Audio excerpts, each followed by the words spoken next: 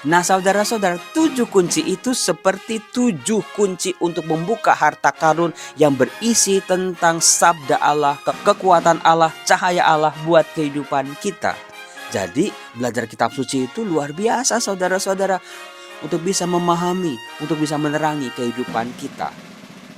Salam damai sejahtera saudara-saudaraku yang terkasih, pencinta firman Tuhan. Berjumpa kembali dengan Bible Learning with Father Joseph. Saudara-saudaraku yang terkasih, bagaimana kabar pekerjaan Anda? Bagaimana pekerjaan nafkah-nafkah Anda? Bagaimana kehidupan keluarga Anda ditopang?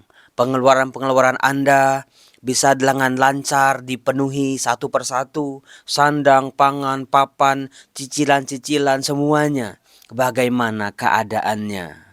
Sayang sekali, meskipun saya ada di studio di Jakarta, saya masih bisa melihat Anda.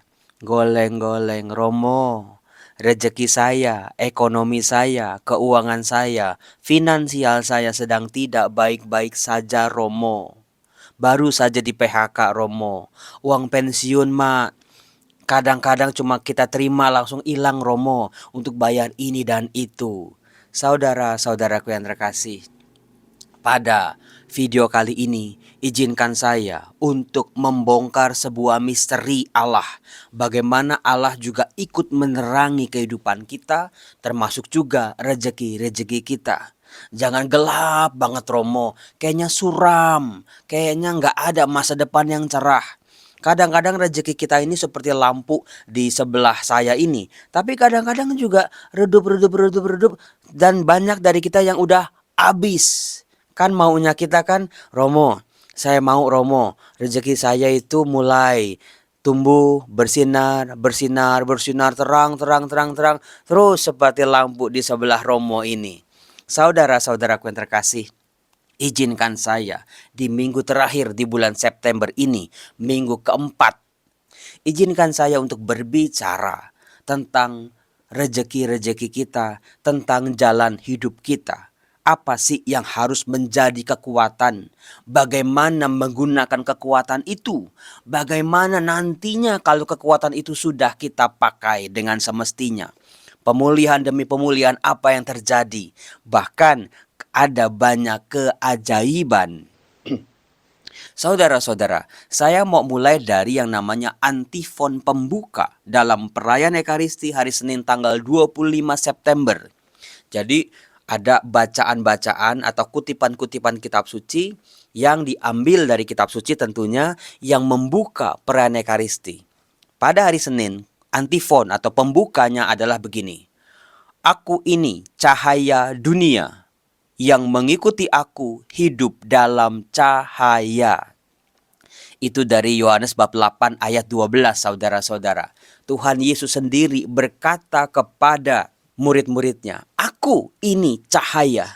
Barang siapa mengikuti aku, hidup dalam cahaya. Saudara-saudaraku yang terkasih, Allah sendiri, Tuhan Yesus sendiri membuka misterinya. Bagaimana Tuhan Yesus bisa disimbolkan, yaitu sebagai cahaya. Ketika ada cahaya, semua kegelapan itu sirna. Ketika ada cahaya, semuanya menjadi jelas, terang benderang. Keindahan-keindahan akan menjadi tampak.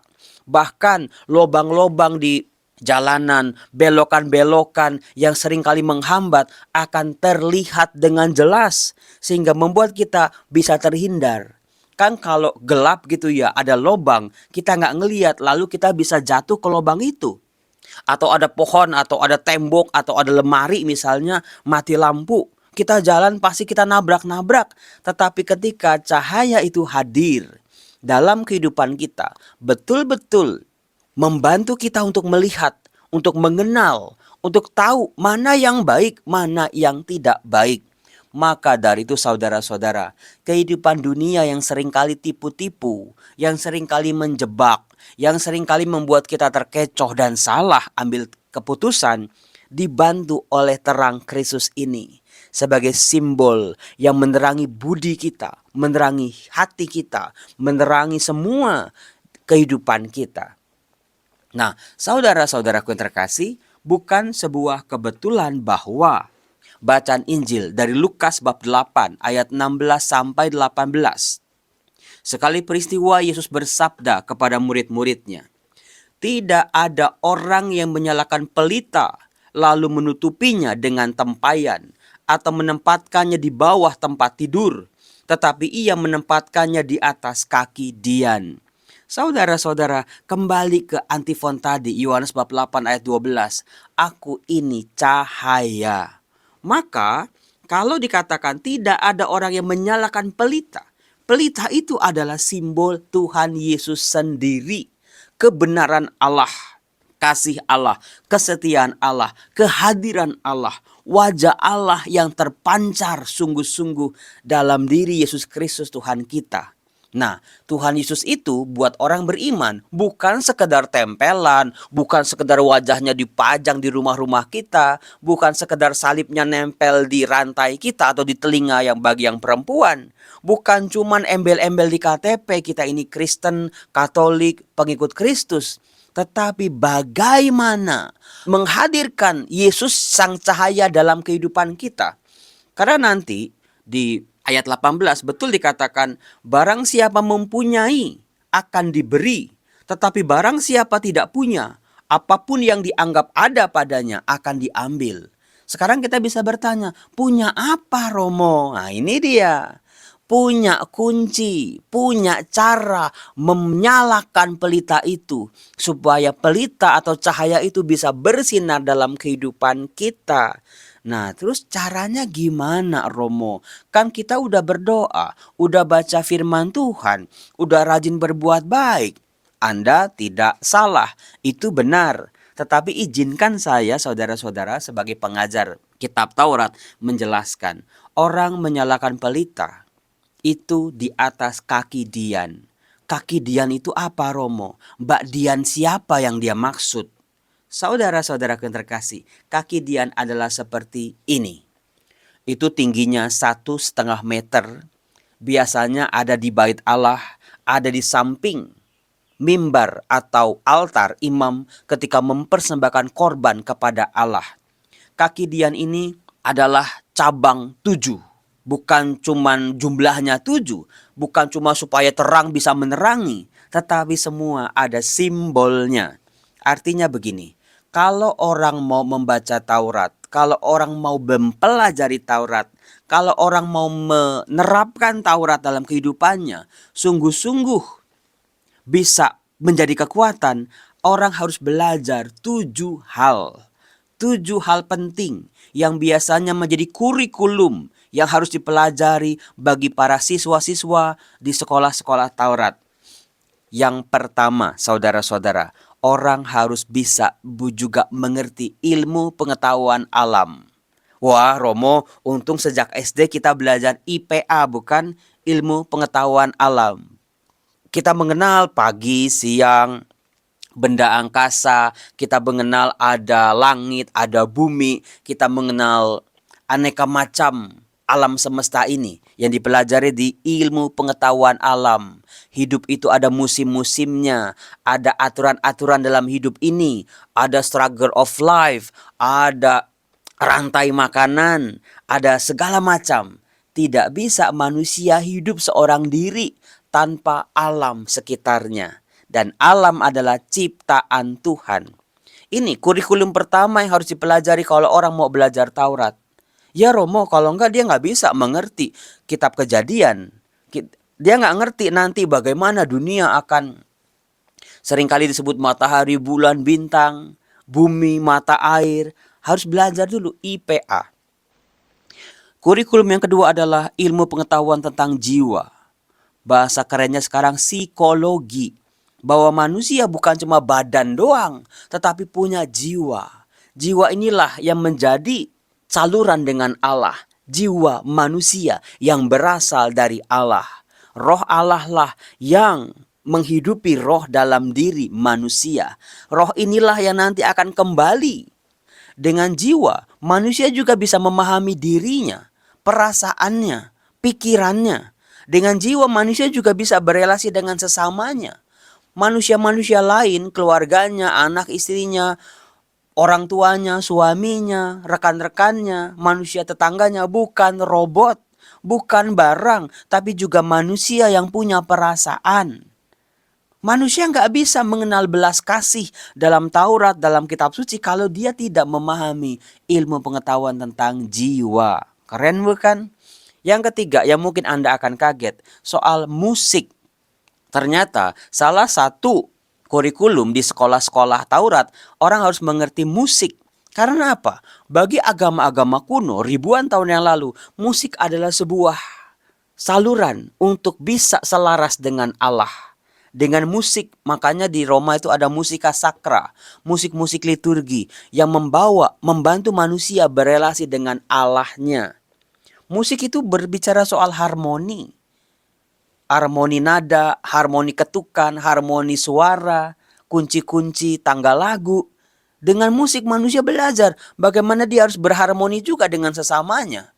Dia harus berharmoni juga dengan Tuhannya. Maka di seminari, saudara-saudara, salah satu yang paling penting adalah kur. Banyak di sini, umat-umat udah gak mau lagi ikut kur. Siapa yang pernah jadi anggota kur di gereja, di paroki, di paduan suara? Saya Romo. Pasti Anda mudah bergaul. Pasti Anda mudah memahami orang lain dengan musik. Yang keempat adalah kemampuan untuk menyimpulkan. Waduh, Romo, apa itu? Logika. Jadi untuk memahami firman Tuhan selalu ada sebab, ada akibat. Tidak pernah dalam kitab suci diungkapkan Allah tiba-tiba saja melakukan sesuatu tanpa sebab. Lalu juga ada begitu banyak peristiwa-peristiwa yang harus dialami oleh manusia. Berkatnya, kekayaannya, kebangkrutannya, penyakitnya, kejatuhannya, pembuangan demi pembuangan. Semua bisa dilihat dengan hukum sebab akibat. Maka diperlukan kemampuan untuk bisa menyimpulkan. Kemudian yang kelima adalah soal metafisika. Metafisika apa sih Romo? Hal-hal yang di luar fisik manusia. Hal-hal supernatural. Hal-hal yang di luar bayangan manusia. Hanya dengan metafisika lah orang bisa belajar, berjumpa, berelasi dengan Allahnya. Bahwa antara kita sama Allah itu ada entitas, ada dua hal yang sangat berbeda. Manusia seringkali menyampaikan begitu saja Allah dengan dirinya. Gak bisa. Ada sebuah perbedaan yang sangat jelas bahkan sangat jauh, saudara-saudara. Maka harus belajar metafisika. Hal-hal yang di luar fisik manusia, yang melebihi indera pikiran manusia. Kemudian yang keenam adalah orang harus belajar tentang biologi. Kok biologi Romo? Di biologi kan kita belajar tentang tubuh manusia, ada organ-organnya, organ pernafasan, organ pencernaan, ada syaraf-syaraf. Di biologi kita juga belajar tentang makhluk hidup, tumbuh-tumbuhan, binatang. Karena apa? Biologi belajar soal makhluk hidup. Nah, dalam penciptaan Allah bukan saja menciptakan manusia saja, tapi juga ada tanam-tanaman, pohon-pohonan, dan juga ada binatang-binatang. Bagaimana tanggung jawab manusia beriman bisa bekerja sama, bisa menguasai seperti yang dikehendaki oleh Allah. Bukan tebang pohon asal-asalan, bukan bunuh-bunuhin binatang demi manusia. Tetapi bagaimana nih, tiga makhluk ciptaan Allah ini bisa berelasi. Bisa sama-sama membuat alam semesta ini menjadi indah seperti waktu diciptakan oleh Allah. Nah, yang ketujuh, yang terakhir, baru orang diajak belajar Tauratnya sendiri, teks-teks Tauratnya sendiri. Dan dengan cara-cara itu saudara-saudara, belajar kurikulum itu, belajar Taurat, firman Tuhan jadi jauh lebih mudah. Maka dari itu Yesus mengatakan, sebab tidak ada sesuatu yang tersembunyi yang tidak akan dinyatakan. Tiada sesuatu yang rahasia yang tidak akan diketahui dan diumumkan. Nah itu dia, 7 kunci untuk memahami firman Tuhan. Tadi apa aja coba? Anda bisa mengulang. 1. Ilmu pengetahuan alam. 2. Ilmu pengetahuan tentang jiwa. 3. Musik. 4. Logika. 5. Metafisika. 6. Biologi. 7. Baru teks Tauratnya. Nah saudara-saudara, 7 kunci itu seperti 7 kunci untuk membuka harta karun yang berisi tentang sabda Allah, kekuatan sabda, kehendak Allah, kekuatan Allah, cahaya Allah buat kehidupan kita. Jadi belajar Taurat, belajar kitab suci itu luar biasa saudara-saudara. Rahasia-rahasia Allah akan terbongkar. Kekuatan Allah yang diberikan kepada kita itu akan betul-betul bekerja dalam diri kita. Untuk bisa memahami, untuk bisa menerangi kehidupan kita. Nah saudara-saudaraku, yang terjadi kalau kita sudah bisa membongkar kekuatan-kekuatan sabda Tuhan, akan terjadi pemulihan-pemulihan dalam hidup kita, termasuk rejeki-rejeki kita. Seperti yang diungkapkan dalam Mazmur bab 126. Terjadi sebuah keajaiban, pemulihan. Ketika orang-orang Israel dibuang di Babel, ketika mereka kehilangan segala-galanya. Diungkapkan dalam Mazmur 126. Ketika Tuhan memulihkan keadaan Sion, kita seperti orang-orang yang bermimpi. Pada waktu itu mulut kita penuh dengan tawaria dan lidah kita dengan sorak-sorai.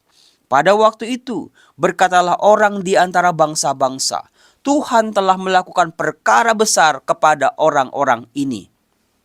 Tuhan telah melakukan perkara besar kepada kita, maka kita bersukacita. Pulihkanlah keadaan kami ya Tuhan, seperti Engkau memulihkan sungai-sungai di tanah Negev. Orang-orang yang menabur dengan mencucurkan air mata akan menuai dengan bersorak-sorai. Orang yang berjalan maju dengan menangis sambil menabur benih, pasti pulang dengan sorak-sorai sambil membawa berkas-berkasnya. Saudara-saudara, pemulihan akan terjadi kalau memang Tuhan berkenan, kalau memang Tuhan menghendaki. Setelah terjadi pertobatan, manusia kembali mentaati Allah. Nah, keajaibannya tidak berhenti sampai di situ. Terjadi mukjizat yang luar biasa. Karena apa? Ketika orang-orang Babel ditaklukkan oleh bangsa Persia dikuasai oleh seorang raja yang bernama Raja Kores. Raja Kores ketika tidur ditampakkan oleh Allah. Allah berpesan kepada dia. Sebuah bukti tentang kemahakuasaan Allah, bahwa Allah juga bisa bekerja jauh lebih dahsyat, lebih berkuasa daripada Kores sang penguasa dunia pada waktu itu. Setelah dimimpikan oleh Allah, Kores mengambil sebuah keputusan untuk semua bangsanya, untuk semua bangsa-bangsa yang sedang dijajahnya, untuk menopang, menyokong, menolong orang-orang Israel supaya boleh pulang ke negerinya, dan juga memberikan emas, perak, dan harta-harta yang berlimpah supaya mereka bisa membangun rumah Allah di Yerusalem. Saudara-saudara yang terkasih, ternyata yang namanya pemulihan Allah itu bukan cuman sekedar sesuatu yang hilang lalu dikasih lagi, tetapi selalu ada keajaiban yang melebihi pikiran kita manusia. Kuncinya adalah terletak pada ketaatan manusia. Buatlah diri kita taat pada Allah.